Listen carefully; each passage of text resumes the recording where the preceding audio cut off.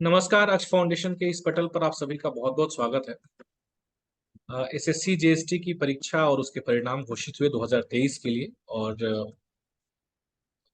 सभी सफल अभ्यर्थियों को सबसे पहले तो ढेर सारी बधाई। और उन अभ्यर्थियों को विशेष बधाई जिन्होंने इस सूची के टॉप 10 टॉप 5 में अपनी जगह बनाई। और हम सब लोगों के लिए बड़ी ही गर्व और बड़ी ही प्रसन्नता का विषय है कि जो टॉप 5 की सूची यदि हम देखें तो उसमें से 4 जो हैं वो हमारी विमेन पावर है, हमारी बहनें हैं। 4 जो है लड़कियों ने एसएससी जीएसटी 2023 के एग्जाम को टॉप 5 में से 4 यानी कि टॉप किया। टॉप रैंक 1, रैंक 3, रैंक 4 और रैंक 5। तो आउट ऑफ दिस 5 अनिशा जी हमारे साथ आज जुड़ी हुई है, जो इस परीक्षा की तैयारी, क्योंकि अनिशा जी वर्तमान में कार्यरत भी हैं जिसके बारे में वो खुद बताएंगी। तो इस परीक्षा की तैयारी अपनी नौकरी के साथ साथ में किस प्रकार से उन्होंने करी और ऐसा क्या ऐसा क्या सीक्रेट उन्होंने यूज किया, ऐसे कौन से ट्रिक्स उन्होंने लगाए, ऐसी कौन सी अलग तरीके से मेहनत करी। जैसे अक्सर शिव खेड़ा जी की पंक्तियां जो है हम लोग उद्धृत करते हैं कि winners don't do different things, they do the things differently. तो मेहनत सब करते हैं, एग्जाम सब देते हैं, सफलता की चाह सबको होती है, लेकिन शीर्ष पे बहुत कम लोग होते हैं। और उसी शीर्ष में इस परीक्षा के लिए शीर्ष स्थान पाने वाले अभ्यर्थियों में से एक सुश्री अनिशा जी हमारे साथ में हैं। अनिशा जी, आपका बहुत बहुत स्वागत है आज के हमारे इस कार्यक्रम में, जिसका नाम हमने दिया है टॉपर्स टॉक। अक्ष फाउंडेशन की तरफ से एक नई पहल है जिसे हम आगे भी जारी रखेंगे। और आपको इस बात के लिए बधाई कि टॉपर्स टॉक की आप पहली मतलब कह सकते हैं कि अ, सबसे पहले आप पहली टॉपर्स टॉक की प्रतिभागी हैं। तो आपका बहुत बहुत स्वागत। Thank you so much sir. Sir पहले तो सबसे पहले नमस्ते। सर हम पहली बार आमने सामने मिल रहे हैं। मतलब कभी भी वीडियो कॉल में नहीं हुआ। जो भी क्लासेस होती थी सारा का सारा ऑडियो में ही होता था। कैमरा गलती से ऑन हो जाए तो ही डर लगता था कि कहीं डांट ना पड़ जाए, क्लासेस है ये। तो सर वही, बाकी सर अक्ष के साथ में मेरा बहुत अच्छा रहा है हमेशा से ही। सर जैसे मुझे पता चला था इनिशियली तो मैं संशय की स्थिति में थी कि मुझे ज्वाइन करना है या नहीं करना है, और फिर मैंने राइट डिसीजन लिया अपनी लाइफ का और मैं जुड़ी आप लोगों के साथ में सर, सच तो में। अनिशा जी, वर्तमान में आप कहाँ पोस्टेड थी? अब आपका संक्षिप्त परिचय और उसके बाद आपने जो तैयारी करी जिसकी वजह से जहां तक मुझे पता है 176 नंबर आपने प्री पेपर 1 में आपने स्कोर किए थे, और पेपर 2 का स्कोर आपने निश्चित तौर पे बहुत अच्छा किया होगा, क्योंकि 296-97 नंबर कट ऑफ गया है सीएस ऑयल के लिए। तो आपने उस कट ऑफ को क्वालिफाई किया है। तो जाहिर सी बात है कि आपके पेपर 2 में भी काफी अच्छे मार्क्स रहे होंगे, जो कि अभी आना बाकी है। तो कैसी रही जी आपकी ये सर। तैयारी, किस प्रकार से आपने इस तैयारी को परस्यू किया? सर पहली बात तो मेरे नाम से ही शुरू करते हैं। मेरा नाम अनीशा सिंह है। मैं यूपी के मुरादाबाद से हूँ और पिछले 4 साल से डाक विभाग के साथ कार्यरत हूँ स्टेनो के पद पे। जो एसएससी का 2017 वाला रिक्रूटमेंट था उससे मैंने यहाँ पे 19 में ज्वाइन किया था। गुवाहाटी में हूँ मैं अभी, असम परिमंडल के परिमंडल कार्यालय में कार्यरत हूँ अभी मैं। और सर ये पढ़ाई का अगर मतलब बात की जाए कि जेएसटी का मेरा सफर, तो सर मैं 19 वाले बैच से सेलेक्ट होने वाली थी इनिशियली। जो कि चीजें टाइम पे होती हैं, टाइम पे नहीं होती है, ये वाली चीज मतलब ऐसे है कि मैं और मेरी कजिन साथ में प्रिपेयर कर रहे थे। हम लोगों का ग्रेजुएशन पोस्ट ग्रेजुएशन सब साथ में हुआ। सर आप मुझे सुन पा रहे हैं ना? जी अनिशा जी, बिल्कुल मैं आपको सुन। हाँ सर। तो सर मेरी कजिन के साथ में मेरा पढ़ाई का रहा। उसके बाद में कुछ स्टेट के एग्जाम्स थे मेरे, उसकी वजह से मैंने अपना एमए का 1 ईयर छोड़ दिया और उनका सिलेक्शन 19 वाले में हो गया, क्योंकि उनका 19 से पहले हो गया था एमए फाइनल और पीजीडीटी भी साथ में, और मैं यहाँ पे रह गई। और मैंने इधर आके अब किया। फिर सर बीच में कोविड आया। कोविड टाइम में मैं नहीं कर पाई चीजें, नहीं ना ही पता था, एज भी कम थी उस हिसाब से, घर से दूर, होम सिकनेस भी है, तुम्हें अपनी जिंदगी भी चलानी है। और तुम अपने साथ में देख रहे हो कितने ही लोग ऑफिस में तुम्हारे साथ आते हैं और कोविड में वो चले तक गए, मतलब उन्हें जिंदगी से हाथ धोना पड़ा। तब तुम देखते हो कि जिंदगी मौत बिल्कुल बीच में पतली सी परत है। तो वही सब में सर बस लगा। बाकी सर मैं ये वाले एग्जाम में अक्ष के साथ जुड़ी। लास्ट ईयर मैंने दिया था 22 वाला, और मैं एलिजिबल नहीं थी उस टाइम पे क्योंकि मेरा पीजीडीटी अपीयरिंग में था। तो सर मैंने पेपर 2 भी दिया था, लेकिन प्रेफरेंस फॉर्म नहीं मैंने फिल किया, इसीलिए कि एलिजिबल नहीं हूँ तो क्या ही होगा। और सर मेरे मार्क्स भी खराब थे। चलिए, अक्ष फाउंडेशन के माध्यम से हम लोग जो अनुवाद और निबंध लेखन के लिए लगातार जो अभ्यास कराते हैं, क्योंकि हम लोग कहते हैं कि practice is only the key to success in this exam. ये जो एसएससी जीएसटी का एग्जामिनेशन है, विशेष करके जो पेपर 2 है, जहाँ पे ज्यादातर लोगों के विकेट फॉल हो जाते हैं, और हमने देखा है इस बार ऐसे बहुत सारे हमारे साथी रहे हैं जो जी 170 172 नंबर स्कोर करके पेपर 1 में भी और पेपर 2 क्वालिफाई नहीं कर पाए। तो कहीं ना कहीं अनुवाद अभ्यास और ऐसे राइटिंग प्रैक्टिस में कहीं ना कहीं कमी रह जाती है, जो एक बहुत बड़ा फैक्टर बनता है। तो क्या सलाह देंगी आप अनुवाद अभ्यास को लेकर के? और जो अनुवाद अभ्यास की श्रृंखला हमने शुरू कराई, जिसके सिलसिले में हमने अपनी एक पुस्तक भी लॉन्च करी थी पिछले वर्ष, अनुवाद अभ्यास पुस्तिका, तो कैसे वह पुस्तक मार्गदर्शन कर सकती है? और उसका अगर कोई भी अभ्यर्थी किसी भी कैंडिडेट के पास में है, तो उसका कैसे वह मैक्सिमम यूटिलाइजेशन कर सकती जी सर। सर सबसे पहले तो मैं इस बारे में यही बोलना चाहूंगी कि जो पेपर 2 की मेरी तैयारी थी वो मैंने सोली अक्ष के साथ में ही की है। पहले मैंने कहीं से कुछ भी नहीं पढ़ा था, लास्ट ईयर बिना पढ़े दिया था एकदम, और मेरा एक्सपीरियंस बहुत बढ़िया रहा। दूसरी चीज, अनुवाद की अगर बात की जाए तो सर अनुवाद अभ्यास हमारी पुस्तक जो है वो बहुत मजेदार थी। उसने मतलब हर जगह पे साथ दिया। उसमें इतना बड़ा कलेक्शन है वर्ड्स का और पैसेजेस का, Hindi to English, English to Hindi. तो वो तो एकदम सर मजेदार था। उसे प्रैक्टिस करके कई बार तो लगने लगता था कि मतलब हो गया, अभी तो एग्जाम तो फाइनल हो ही जाएगा।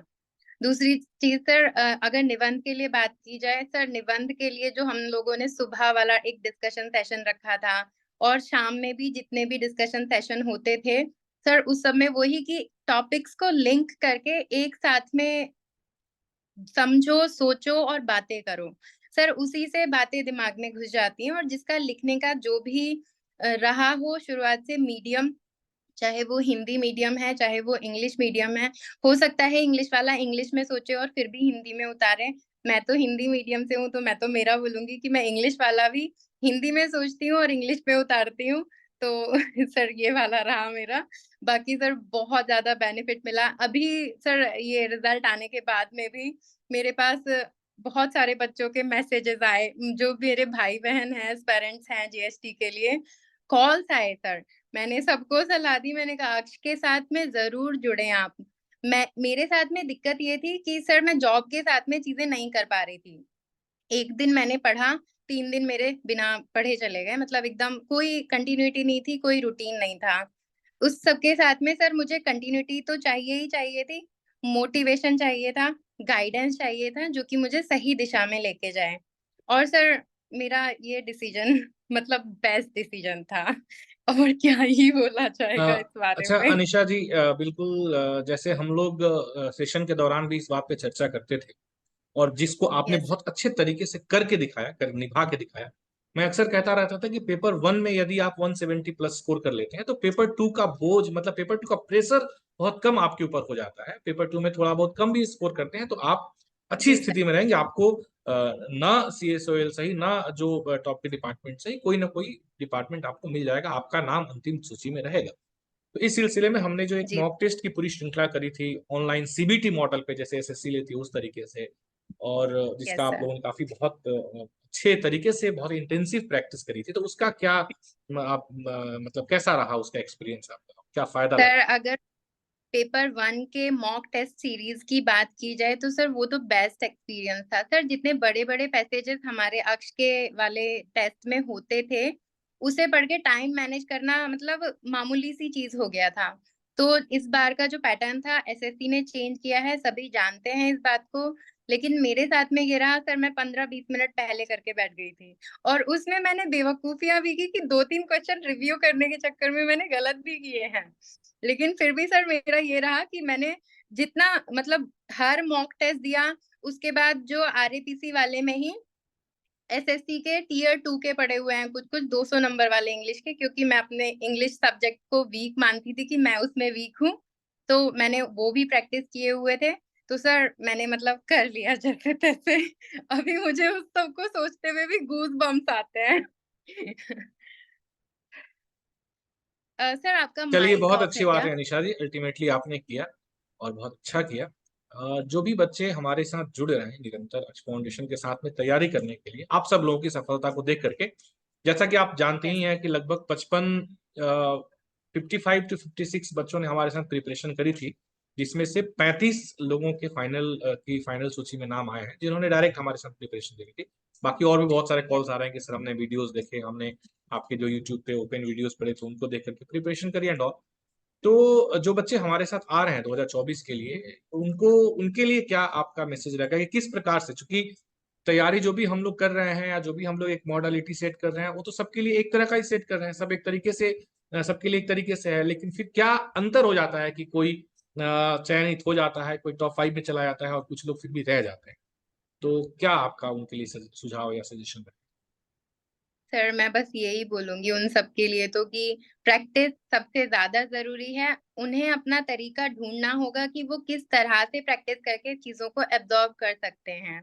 मैंने मेरा तरीका ढूँढा कि कम टाइम में मुझे ज़्यादा कैसे पढ़ना है। सर मेरा तो वोकैब पार्ट भी बिल्कुल ज़ीरो था। 5 साल से किसी एग्ज़ाम में नहीं बैठी थी, तो दोबारा देखा ही नहीं था मुड़ के उधर कि क्या हो रहा है, क्या नहीं हो रहा। तो सर मैंने बहुत लंबी छलांग मारी थी इस बार कि मेरे 68.75 में जिस नौकरी में हूँ उसमें सिलेक्शन हुआ था 100 में से इंग्लिश वाला पार्ट, और लास्ट ईयर वाला जो 22 वाला था उसमें 69 मार्क्स आए थे, 0.25 बढ़ा था। और इस बार मेरे 86.25 इंग्लिश में थे, तो मुझे इस बात की संतुष्टि है कि मेरा जो तरीका मैंने चूज़ किया, मैं उस पे खरी उतरी। और हर किसी को मतलब ज़रूरत है कि अपना तरीका चुने, चाहे वो बुक से पढ़ के करें, प्रैक्टिस सेट लगा के करें, यूट्यूब पे वीडियोज़ देखें, कुछ भी करके करें, वो अपना तरीका ढूँढें। और सर रही बात दूसरी, पेपर 1 मस्ट है, उसके लिए तो आपको मेहनत करनी ही है, लेकिन पेपर 2 के लिए भी नहीं हथियार डालने हैं। क्योंकि सर पेपर 2 में मैं वीक थी, ये आप भी अच्छे से जानते हैं, और मैं वाक़ई में बहुत वीक थी, और सर अभी भी मेरे उतने ज़्यादा अच्छे मार्क्स नहीं हैं पेपर 2 में। सर मुझे मेरे मार्क्स भी पता हैं, क्योंकि राइट अप में मेरा नाम है, मतलब वही रोल नंबर वाला पार्ट है। मेरे नंबर उतने अच्छा। ज़्यादा नहीं रहे, लेकिन वही है कि दोनों कॉम्बिनेशन मिलके ही काम किया, तो सर ओवरऑल बढ़िया रहा, चीज़ें मेरे साथ में अच्छी हुई। और आगे भी सारे मेरे भाई-बहनों के लिए मेरा मतलब यही विशेज़ है कि सब लोग अच्छे से मेहनत करें, अपना तरीका चुनें। ऐसा नहीं कि भेड़-चाल में चल रहे हैं या कुछ भी जिसने जो बोल दिया उसी की बात को फ़ॉलो कर रहे हैं, अपने तरीके ढूँढें और बेस्ट रिज़ल्ट्स पाएँगे वो लोग। मैंने मेरा तरीका चुना, अक्ष को चुना साथ-साथ में, तो सर मैंने कर लिया अभी के लिए। और वैसे उन भाई-बहनों को मैं ये भी बोलूँगी, मैं भी आऊँगी 24 वाले में, एसएसटी तो मुझे भी बनना चलिए, कोई है। बात नहीं है, बहुत अच्छी बात है। आगे बढ़ने और तरक्की करने के लिए हमेशा जो है अवसर खुले रहते हैं। एक बात जो मैंने यस, नोटिस करी, निरंतर आपकी जो कंसिस्टेंसी थी, आपकी जो निरंतरता थी, आपने सारे सेशंस अटेंड करे, आपने सारे मॉक टेस्ट करे, जितने भी पेपर 2 के पेपर्स मैंने इवैल्यूएट करे हैं, लगभग हर वीक नहीं, बाद में तो हमने लगभग डेली बेसिस पे हम लोग कर रहे थे। तो आपने यस डेली सर, बेसिस पे अपने आंसर सबमिट किए, हर मॉक टेस्ट में यस पेपर 2 के लिए आपने अपने आंसर सबमिट किए।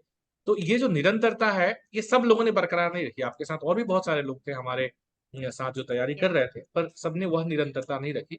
तो यह एक अच्छा संदेश जो है हम मतलब आज के इस टॉक के माध्यम से जरूर देना चाहेंगे उन सभी साथियों को जो तैयारी करना चाहते हैं पर वे निरंतरता नहीं बरकरार रख पाते। निरंतरता मतलब consistency is the key to success.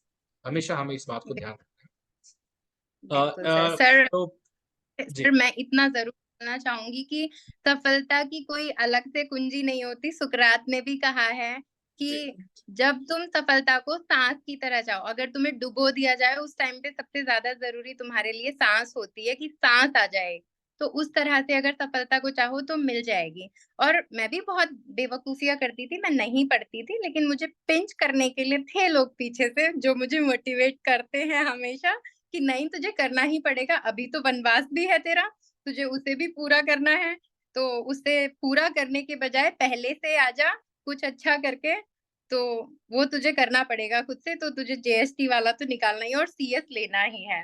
दूसरी चीज सर, मेरे जितने भी भाई बहन तैयारी कर रहे हैं उन्हें सिर्फ ये ही सोचना है कि उन्हें लेना है नंबर, इस बार उन्हें सिलेक्शन लेना है, उन्हें कोई नहीं रोक सकता फाइनल लिस्ट में आने से, फिर चाहे डिपार्टमेंट एलोकेशन में जो भी उन्हें मिले, ये बस उनके ऊपर की बात है कि ये हो ही जाएगा बिल्कुल सर। ठीक है अनिशा जी, बहुत बहुत धन्यवाद, बहुत बहुत ढेर सारी शुभकामनाएं, आपके भविष्य के लिए ढेर सारी शुभकामनाएं, और आप और थैंक अच्छा यू करें। सो इसी कामना के साथ में बहुत बहुत धन्यवाद। बहुत बहुत thank you so much sir. और सर ये मैं